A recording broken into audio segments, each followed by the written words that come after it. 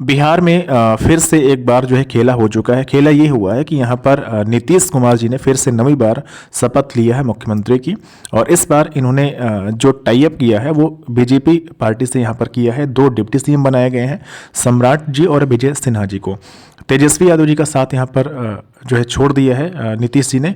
अब मामला दिलचस्प ये है कि जो 10 लाख सरकारी नौकरियों का वादा हुआ था, क्या अब जो गठबंधन हुआ है अब ये पूरा कर पाएगा नहीं पूरा कर पाएगा, अब ये देखना दिलचस्प होगा।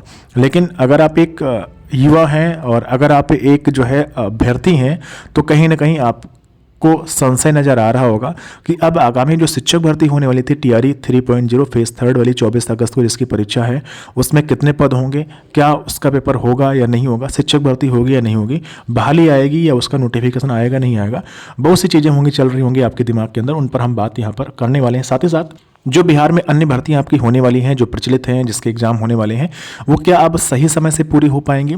अगर बीपीएससी टीआरई 3.0 होती भी है तो जिस तरीके से 1.5-2 महीने के अंदर नियुक्ति पत्र दे दिया गया है परीक्षा से लेकर के एग्जाम करवाते हुए और रिजल्ट देते हुए, क्या ऐसा बीपीएससी टीआरई 3.0 भी हो पाएगा, आइए इस पर हम बात करेंगे।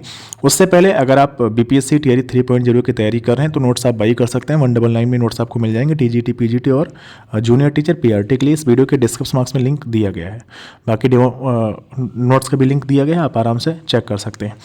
यहाँ पर देख सकते हैं शपथ यहाँ पर लेते हुए इनका फ़ोटो आप देख सकते हैं। और ये 5:36 पर जो अपडेट आई है वो आज 28 जनवरी 2024 है और हिंदुस्तान समाचार पत्र के माध्यम से स्पष्ट चीज़ें यहाँ पर लिखी गई हैं।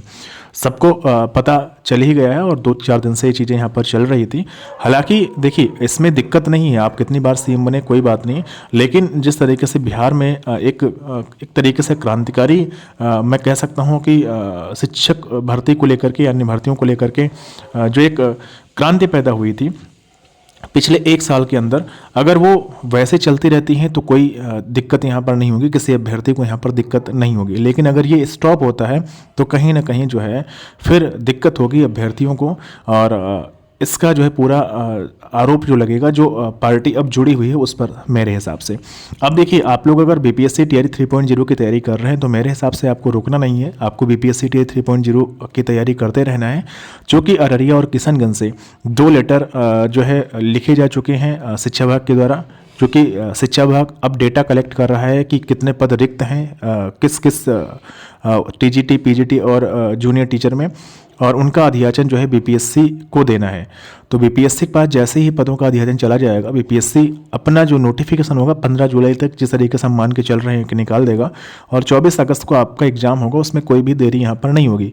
लेकिन अब पद कितने हो सकते हैं ये दिलचस्प यहाँ पर बात देखने वाली होगी। 50,000 पद के पाठक जी ने बोला हुआ था एक स्कूल की चेकिंग के टाइम पर कि 50,000 पद हम जो है नेक्स्ट बहाली में देने वाले हैं, मतलब फेज 3 में देने वाले हैं।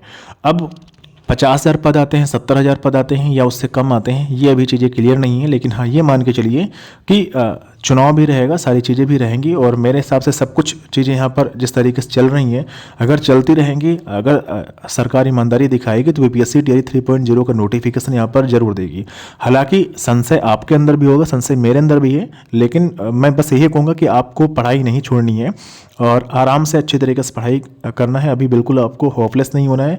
बाकी जो भी चीज़ें होंगी वो सबके साथ होंगी, पर्टिकुलर आपके साथ नहीं होंगी, ना पर्टिकुलर मेरे साथ होंगी, और जो भी होगा सब आगे जो है देखा जाएगा। लेकिन चीज़ें यहाँ पर ठीक नहीं हुई हैं बिहार में मेरे हिसाब से, और ऐसा आपका भी मानना होगा। देखिए सिर्फ और सिर्फ किसको यहाँ पर बेवकूफ़ बनाया गया है, सिर्फ और सिर्फ जनता को यहाँ पर बेवकूफ़ बनाया गया है, तो ठीक है। लेकिन अगर आप अच्छे तरीके से काम करते हैं तो कोई दिक्कत यहाँ पर नहीं है। लेकिन जो भी चीज़ें यहाँ पर चल रही हैं मेरे हिसाब से आपको उन पर फोकस नहीं करना है, आपको सिर्फ और सिर्फ स्टडी फोकस करना है। आपको बीपीएससी टीआरई 3.0 की जिस तरीके से आप तैयारी कर रहे थे उसी तरीके से तैयारी करनी है, क्योंकि DCCC का विज्ञापन बहुत जल्द आने वाला है, पीआरटी वाला। और बाकी अगर आप भरना चाहें तो चंडीगढ़ में जो है 396 या 296 पदों पर जो नोटिफिकेशन है वो चल रहा है, दोबारा से पोर्टल ओपन हुआ है और वहाँ पर भर्ती आपकी चल रही है पीआरटी के लिए, तो वहाँ पर अप्लाई कर सकते हैं। बाकी DCCC टीजीटी का विज्ञापन यहाँ पर जारी हो चुका है, उसकी आप तैयारी कर सकते हैं। LT ग्रेड का विज्ञापन संभवतः जो है आचार संहिता या चुनाव के बाद देखने को मिल जाए, जैसे ही आचार संहिता खत्म होती है, क्योंकि उससे पहले तो विज्ञापन अपना संभव नहीं है। मुझे लगता है कि इस साल के अंत तक विज्ञापन एलटी ग्रेड वाला आ जाना चाहिए। डेट जो कि रिजर्व यहाँ पर रखी गई हैं, तो ये सब चीज़ें यहाँ पर चल रही हैं। हालांकि आप बीपीएससी टीए 3.0 की तैयारी करिए। बाकी अन्य जो भर्तियाँ आपकी होने वाली और थी, मुझे नहीं लगता कि अब वो उतनी तेज़ी के साथ कंप्लीट यहाँ पर होंगी। बाकी जो भी चीज़ें होंगी वो आपको बताया जाएगा वीडियो के माध्यम से। आप लोग चैनल को सब्सक्राइब करके रखिएगा। फिर से मिलेंगे एक नए वीडियो के साथ, एक नई जानकारी के साथ। और हाँ, अगर आप अच्छी तैयारी करें तो नोट्स परचेज जरूर कर लीजिएगा।